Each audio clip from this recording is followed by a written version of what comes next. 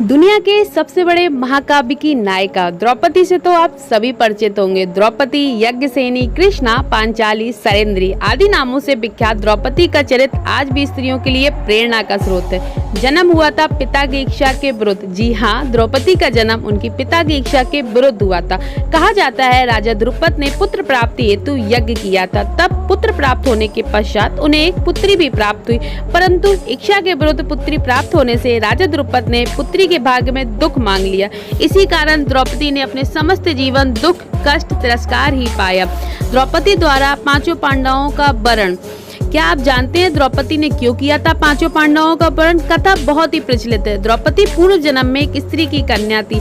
पति प्राप्त करने की कामना से उन्होंने महादेव की तपस्या की। इनकी तपस्या से प्रसन्न होकर उसे वर देने के लिए महादेव ने इच्छा जाहिर की। पति कामना में लुप्त द्रौपदी ने पति शब्द को 5 बार कह दिया। भोलेनाथ ने उन्हें यह वर दिया कि वह अगले जन्म में 5 पतियों की पत्नी होंगी। इसी कारण द्रौपदी का विवाह 5 पांडवों से हुआ था।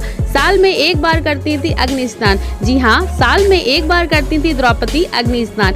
इस अग्नि स्नान के बारे में कथा बड़ी ही अद्भुत है कि जब वह फेरों के वक्त यह सवाल खड़ा हुआ कि द्रौपदी एक साथ 5 पतियों के साथ कैसे रह पाएंगी, तब महर्षि वेदव्यास ने कहा कि द्रौपदी को एक वर्ष के लिए प्रत्येक पांडव के साथ रहना पड़ेगा।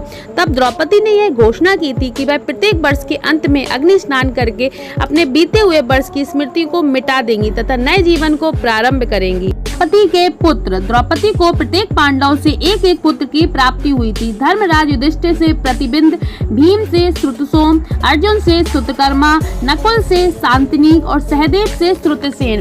परंतु द्रौपदी का कोई भी पुत्र अधिक समय तक जीवित नहीं रह सका। द्रौपदी के पुत्रों का वध अश्वत्थामा ने महाभारत के युद्ध के दौरान कर दिया था। कृष्ण और द्रौपदी की दोस्ती। भगवान श्री कृष्ण और द्रौपदी अच्छे मित्र थे। इसी कारण द्रौपदी का एक नाम कृष्णा था। द्रौपदी को हर संकट के समय सर्वप्रथम श्री कृष्ण ने ही उनका साथ दिया था।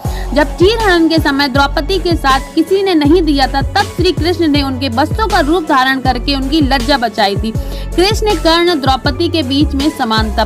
भगवान श्री कृष्ण कर्ण और द्रौपदी के बीच एक बड़ी ही समान बात थी, तो ज्यादातर लोगों को नहीं पता है। भगवान श्री कृष्ण का शरीर कोमल परंतु युद्ध के समय कठोर हो जाता था, अर्थात उनके शरीर समय अनुसार बदल जाता था। यही खासियत द्रौपदी और कर्ण की भी थी।